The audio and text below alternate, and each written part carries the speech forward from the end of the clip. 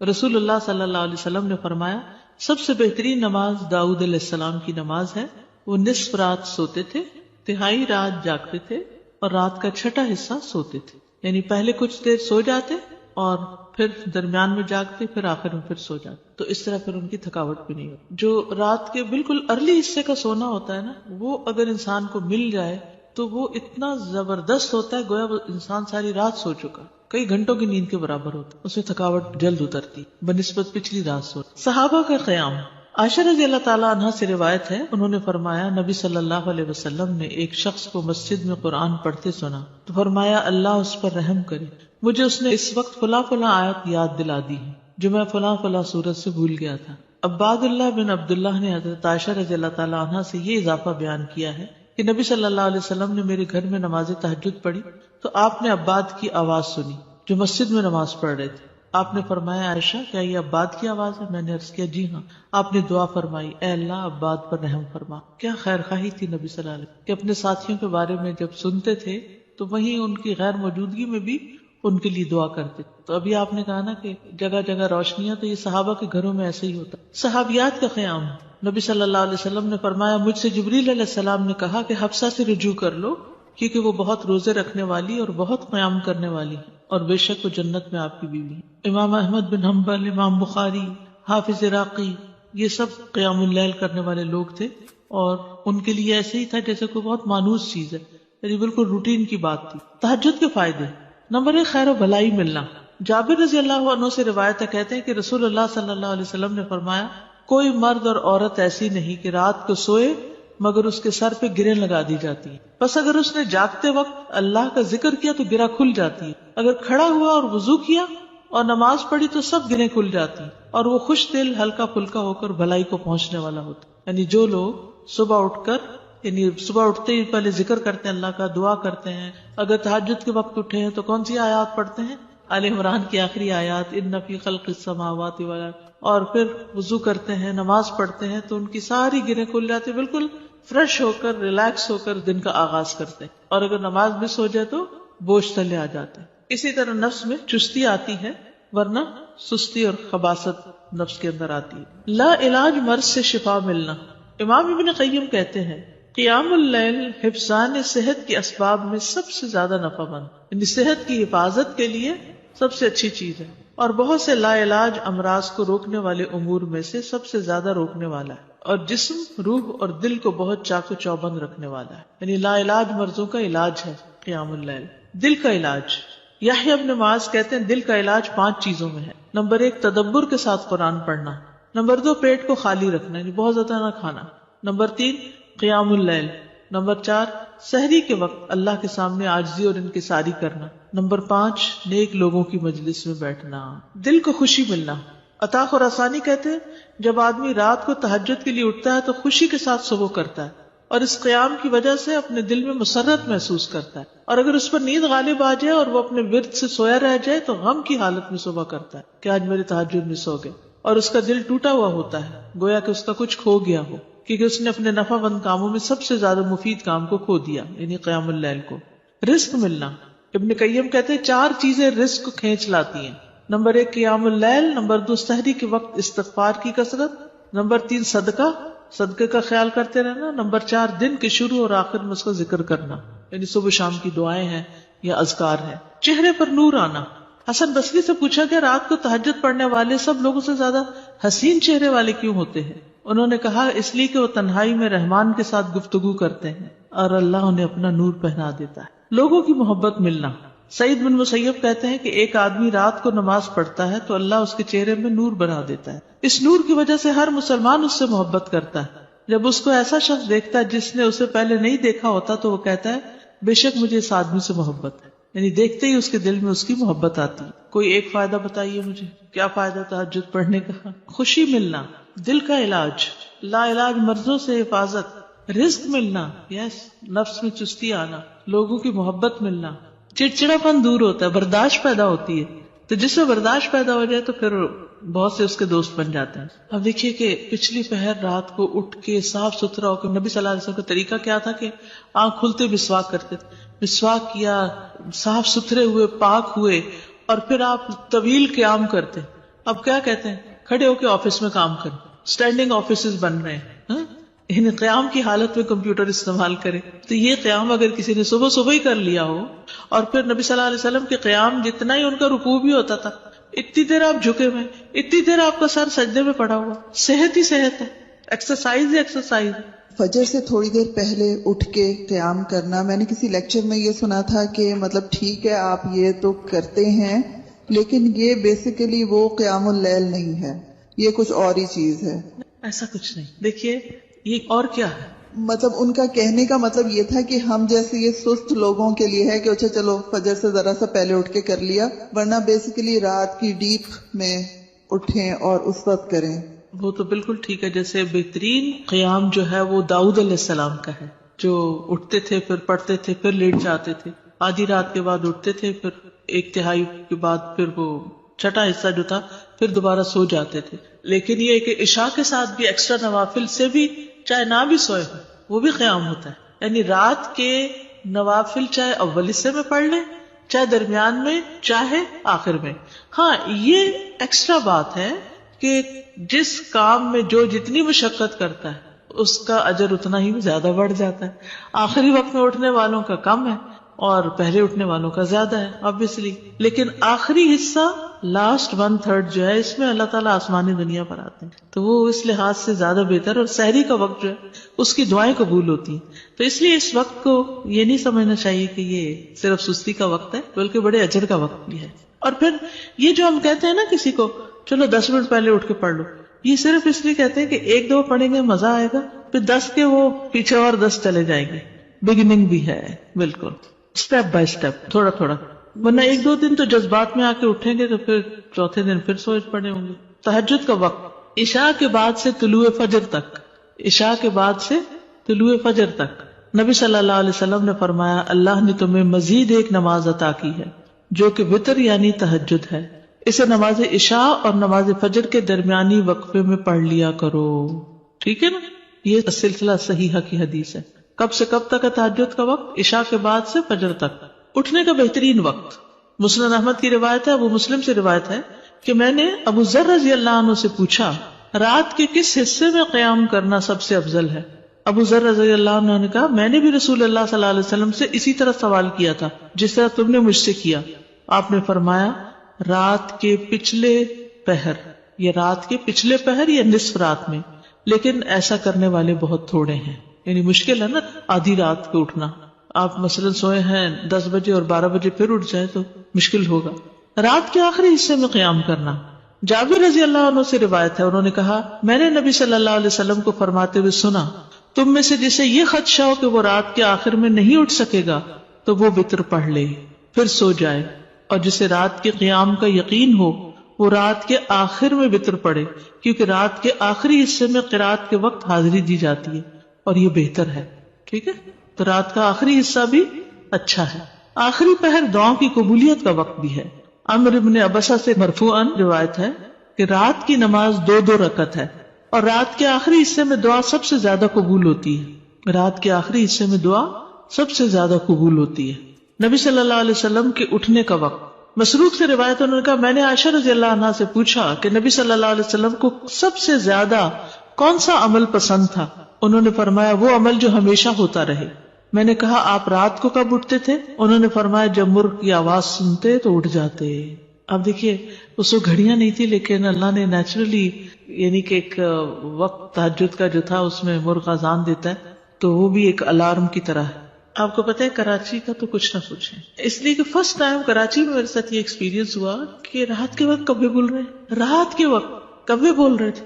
یہ first time میں نے دیکھا, تو میں نے کہا یہ کیا ہوا ہے, یعنی میں پریشان ہو گئی جب شروع میں گئی وہاں, یہ کیا ہو رہا ہے. پھر مجھے سمجھ میں آیا کہ یہاں کراچی میں تو ساری رات ٹریفک چل رہی ہوتی ہے اور لوگ جاگ رہے ہوتے ہیں, کہ کراچی میں لوگ رات کو زیادہ جاگتے ہیں, تو وہ پھر کبھی بھی جاگنے لگ گئے. کھانا ملتا ہے, بالکل کھانا بھی ملتا ہے. اب دیکھیں ریسٹورینٹس کے باہر وہ پرندے اڑ کے رات کے وقت آ کے بیٹھ جاتے ہیں, کیونکہ دن کو وہ سب بند پڑا ہوتا ہے بیچارے, ان کا رزق بھی رات کو کھلتا ہے. ان کا یعنی کہ وہ سارا سسٹم ڈسٹرب ہو چکا ہے. جیسے انسان ڈسٹرب ہو گئے تو پرندے بھی ڈسٹرب ہو گئے. حضرت عائشہ سے روایت فرماتی ہیں آپ صلی اللہ علیہ وسلم شروع رات میں سوتے اور آخر رات میں بیدار ہو کر تہجد کی نماز پڑھتے.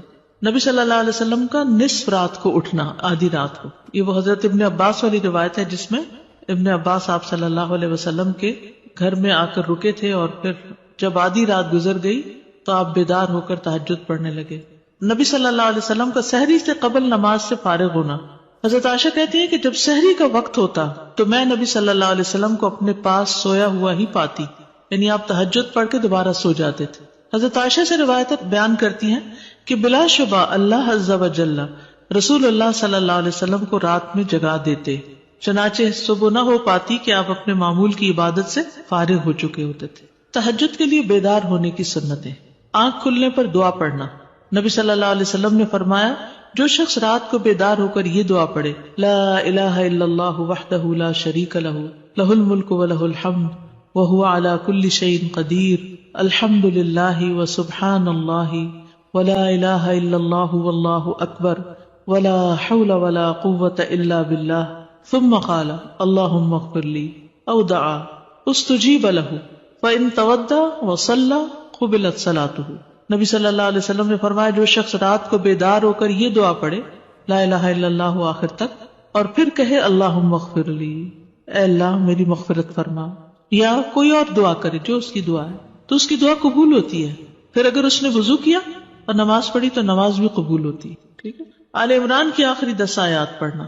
ابن عباس نے ابو المتوکل کو بتایا کہ انہوں نے ایک رات نبی صلی اللہ علیہ وسلم کے ہاں گزاری تو اللہ کے نبی رات کے آخری حصے میں اٹھے، باہر نکلے اور آسمان پر نظر ڈالی، پھر سورۃ آل عمران کی آیت پڑھی ان فی خلق السماوات والارض.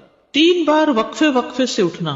ابن عباس کہتے ہیں وہ ایک رات رسول اللہ صلی اللہ علیہ وسلم کے ہاں سوئے تو رات کو آپ جاگے، مسواک کی اور وضو فرمایا. آپ اس وقت یہ آیات پڑھ رہے تھے ان فی خلق السماوات والارض. یہ آیات تلاوت فرمائی حتیٰ کہ سورت ختم کی، پھر آپ کھڑے ہوئے اور 2 رکعتیں پڑھی، ان میں بہت طویل قیام، رکوع اور سجدے کیے، پھر واپس پلٹے اور سو گئے یہاں تک کہ آپ کی سانس کی آواز سنائی دینے لگی.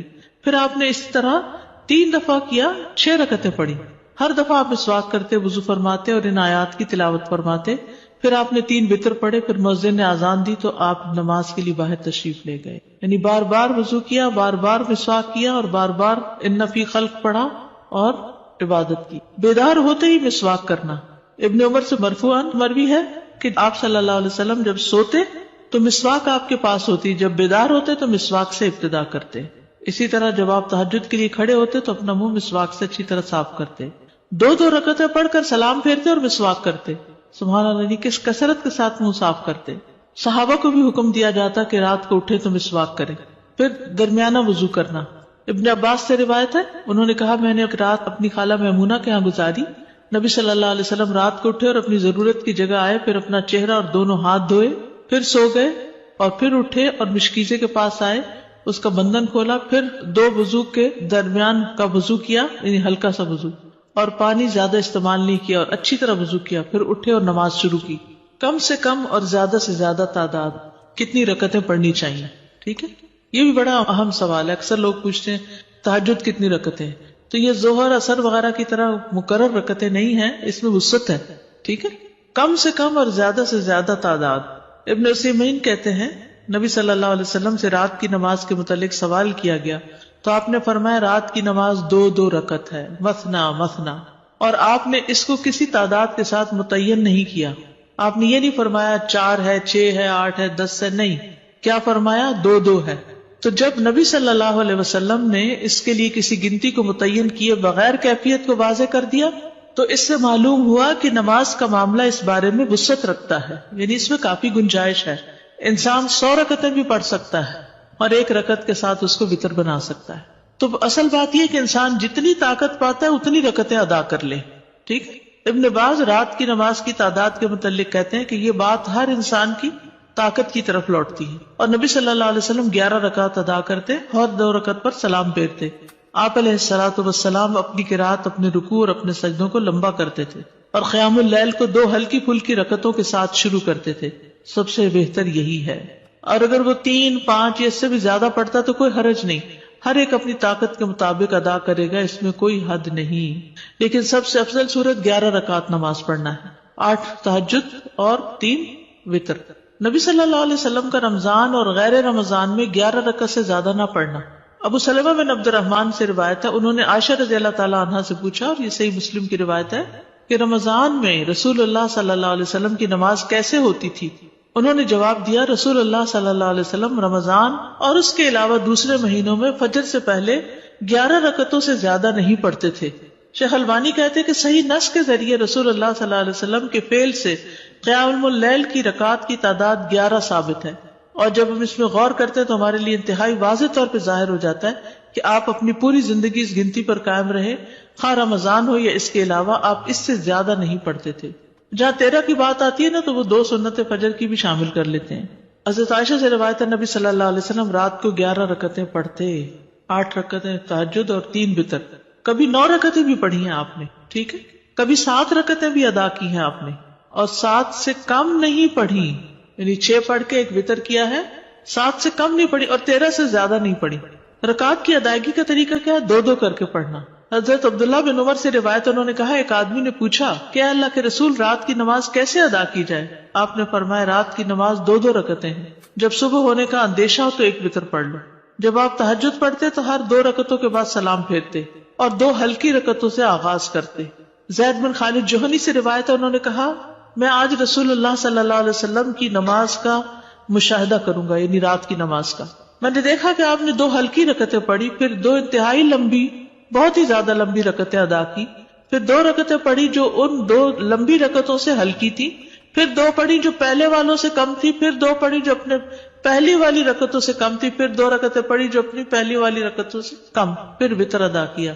یعنی سب سے پہلے 2 ہلکی، پھر 2 خوب لمبی، پھر 2 اس سے کچھ کم، پھر اس سے کم، پھر اس سے کم، پھر اس سے کم. لیکن آپ کی یہ جو رکعتیں تھی بہت خوبصورت اور بہت طویل ہوتی تھی. حضرت عائشہ کہتی ہیں، ان کی خوبصورتی اور ان کی طوالت کے بارے میں مت پوچھو.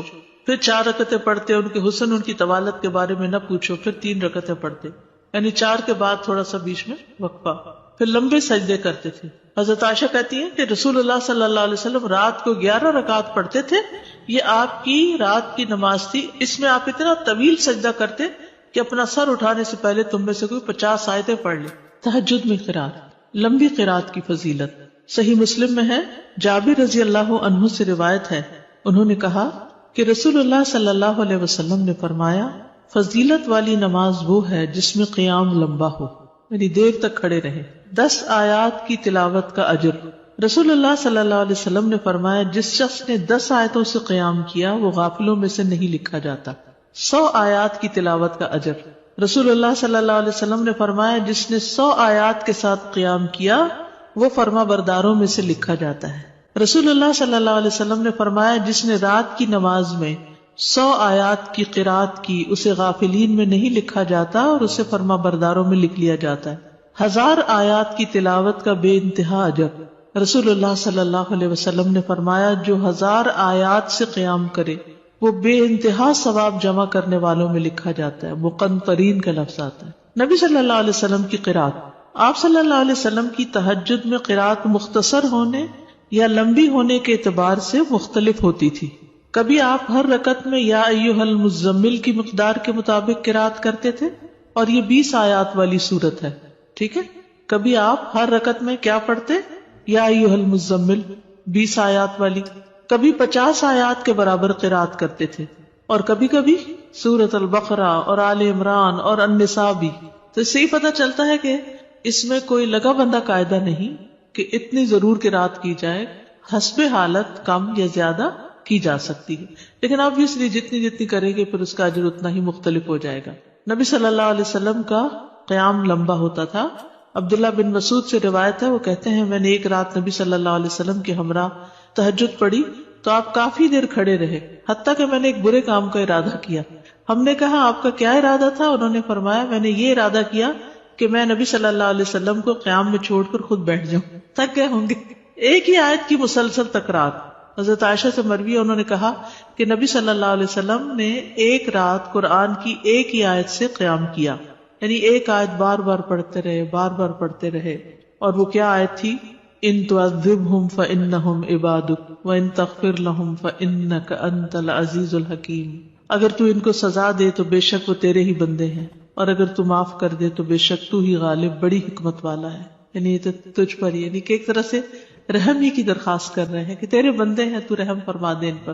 اسی طرح سورۃ الاخلاص کی تکرار، بار بار ایک ہی سورت. پھر اسی طرح جہری اور سری دونوں طرح سے قرات کرنا جائز ہے. آپ چاہیں تو تہجد میں بلند آواز سے تلاوت کریں، چاہیں تو دل میں پڑھیں.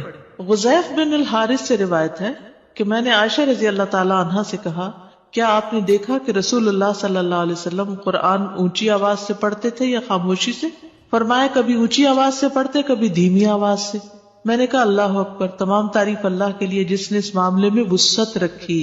اب یہ اختلاف نہیں، کیا ہے؟ وسعت ہے. ابو ہریرہ سے روایت ہے، وہ بیان کرتے ہیں کہ نبی صلی اللہ علیہ وسلم رات کو کبھی بلند آواز سے اور کبھی دھیمی آواز سے قرات کرتے.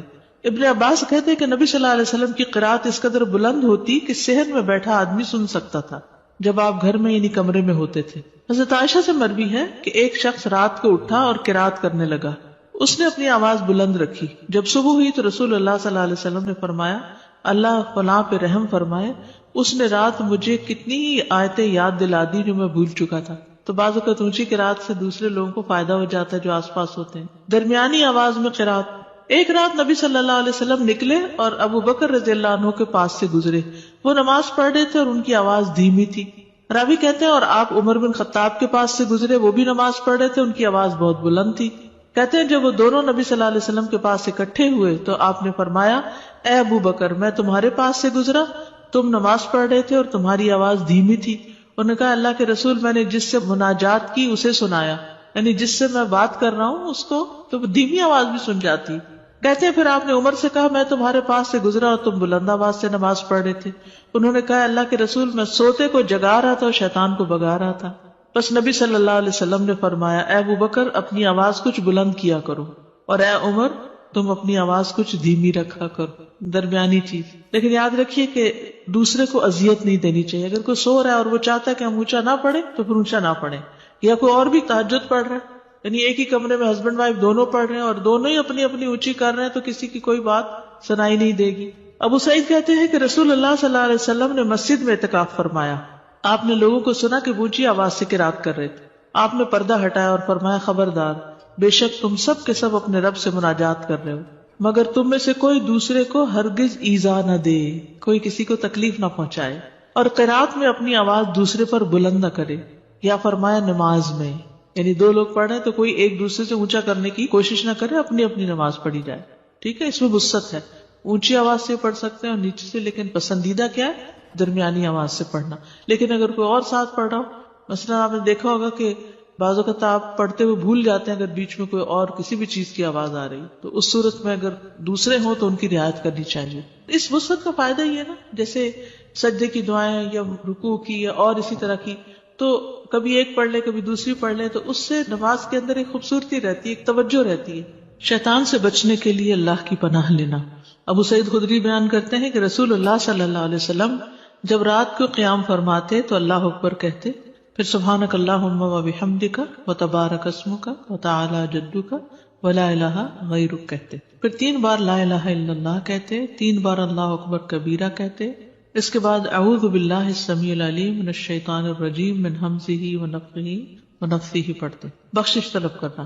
ربیعہ الجرشی سے روایت ہے، کہتے ہیں کہ ایک مرتبہ میں نے عائشہ رضی اللہ عنہا سے سوال کیا تو میں نے کہا کہ رسول اللہ صلی اللہ علیہ وسلم جب رات کو قیام کرتے تو کس چیز سے آغاز فرماتے؟ انہوں نے کہا کہ آپ 10 مرتبہ اللہ اکبر کہتے، 10 بار سبحان اللہ، 10 بار لا الہ الا اللہ، 10 بار استغفر اللہ، اور 10 مرتبہ یہ دعا اللہم اغفر لی واہدنی وارزقنی، اور پھر 10 بار یہ دعا اللہم انی اعوذ بک من الضیق یوم الحساب، دنیا کی تنگی سے دعا مانگنا. شریک حوزنی کہتے کہ میں ام المومنین عائشہ رضی اللہ عنہا کے پاس گیا اور ان سے پوچھا کہ رسول اللہ صلی اللہ علیہ وسلم جب رات کو اٹھتے تو کس چیز سے ابتدا کرتے؟ انہوں نے کہا تحقیق تو نے مجھ سے ایسا سوال کیا جس کے متعلق تجھ سے پہلے مجھے کسی نے نہیں پوچھا. آپ جب رات کو اٹھتے تو 10 بار اللہ اکبر کہتے، 10 بار الحمدللہ کہتے، 10 بار سبحان اللہ و بحمدہ کہتے، 10 بار سبحان الملک القدوس کہتے، 10 بار استغفر اللہ کہتے، 10 بار لا الہ الا اللہ کہتے، 10 بار اللہم انی اعوذ بک من ضیق الدنیا و ضیق یوم القیامہ، اس میں قیامت کی تنگی کا بھی ذکر آتا ہے اور دنیا کا بھی. پھر اسی طرح آپ اللہم اغفر لی واہدنی وارزقنی وعافنی بھی 10 دفعہ یہ اللہ اکبر الحمدللہ سبحان اللہ اور استغفر اللہ کرنے کے بعد یہ پڑھتے تھے. پھر سجدے کی دعا